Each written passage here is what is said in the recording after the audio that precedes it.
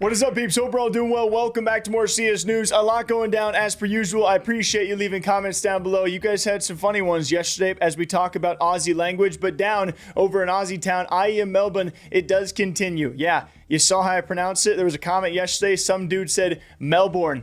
I don't care. I got a good chuckle out of that as that competition does continue. Now we are giving praise to interviewers. If you guys don't know, when it comes to broadcast talent, I'm sure you guys have realized they're doing a lot more interviews, whether it's losers interviews, winners interviews, interviews in between games, but especially to focus on the losers interviews as FaZe missed out again on a top 6 finish with a couple losses here, albeit some close losses, especially a close series to Gamer Legion, 2-0 on the scoreboard, but you know, a couple overtimes here and there, some close matches, but not what you're hoping for out of a FaZe who made big changes. And of course, you lose someone like Rops. It's a big hole to fill for FaZe, but it was actually someone like Freya who's been getting praised lately for asking the difficult questions to someone like Neo, the coach over there at FaZe, about are these results that FaZe are okay with. So they played really some good CS.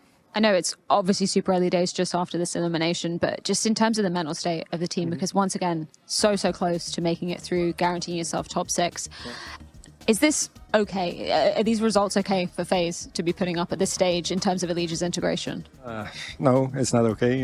It's disappointing, and I mean, we just didn't deserve, at least this time, that's for sure. I mean, we've been working really hard recently. Past couple of months, and it just there's these games. Just sometimes we're just not stable, you know. So we need to find a consistency because we played really good CS in the morning.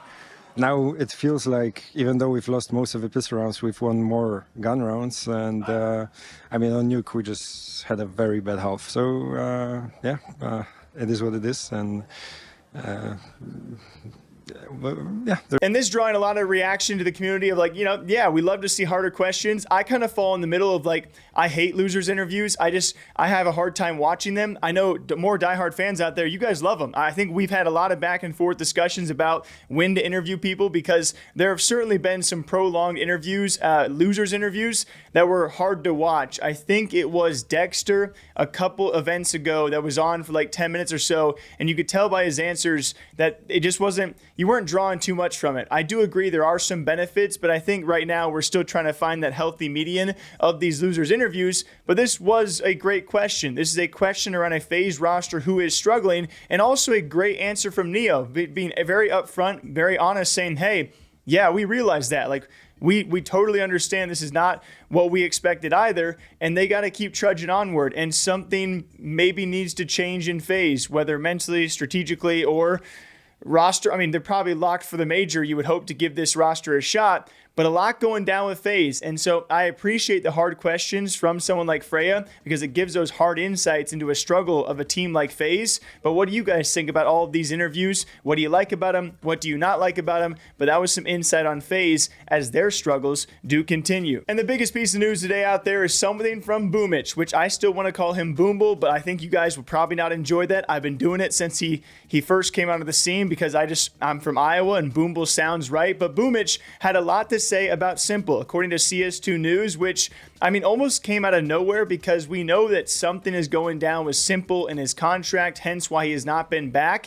I think there's been questions of his devotion to the game as well. People don't know, right? You can only really talk about what you know. We don't know much, and we love to speculate around one of the best of all time because he's been gone for so freaking long. He makes his re-debut with Falcons for such a short period of time, and he keeps that mystery alive. But here's what Boomich had to say, stating, I know what happened with S1mple and Na'Vi, but I can't say everything. But for now, it's not possible because of the contract and the situation that happened there. He didn't go to a tournament, and that's where it all started. That's where what started, man? Like, what is going on? I mean, from the outside looking in, here's my perspective. You guys can leave, of course, a comment down below what you guys are thinking, because you're probably smarter than me. Outside looking in, I saw that a Na'Vi needed something new. They then change up the roster, and this roster becomes freaking successful with Wonderful in and S1mple out. And then all of a sudden you got these major winners where you're like, how do we possibly add S1mple back into this roster? And then from S1mple's shoes, he has probably such an expensive,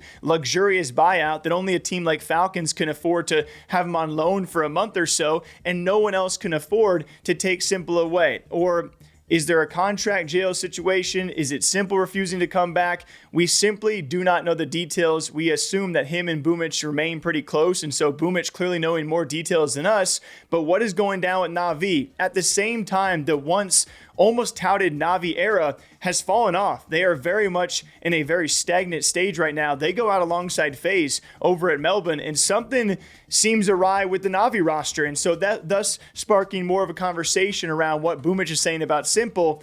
What does it mean? Apparently Boomich knows all, and there is some sort of situation between Na'Vi and S1mple where Boomich assumes he wants to come back, but maybe is not allowed to, or maybe can't for some reason. I'm sure we'll know more in the future. And very lastly, for all of you guys, some tidbit news out there that did shock a lot of Furia fans. That will be the benching of Skullz by a lot of eyes out there. One of their better players, if not their best player, now all of a sudden being benched shortly before all of these major events, including the major. Now they bring in one of my favorites, formerly of Team Liquid, that being Yekindar. He'll be set to join for the next 3 events, that being the Austin major, that being Dallas, and blah, blah, blah. You guys can read the tweet yourself. But most importantly, for that major run, is it Astana, that third one? But now Yekindar is going to be replacing Skullz as a part-timer right before the major. What is up with these teams making changes right before the major? Is this a frequent thing that I've just been missing out on the last couple of years? We're going to have so many new teams for these major runs,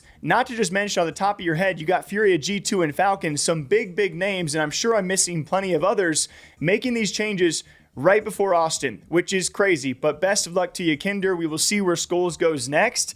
This Furia team, speaking of struggles of the FaZes and Na'Vis of the world, Furia, for how long have they not been on the map? And thus it continues. So what do you guys think about this? Till next time, please take care of yourselves. All right, this is espresso and chocolate milk because that's my favorite drink. Don't you know it? We'll see you back here sometime soon, guys. Take care. Okay, bye-bye. Also, a gaming interview channel that's linked down below. Doing a lot of interviews with devs and publishers, which I really enjoy. Those discussions too. So bye-bye.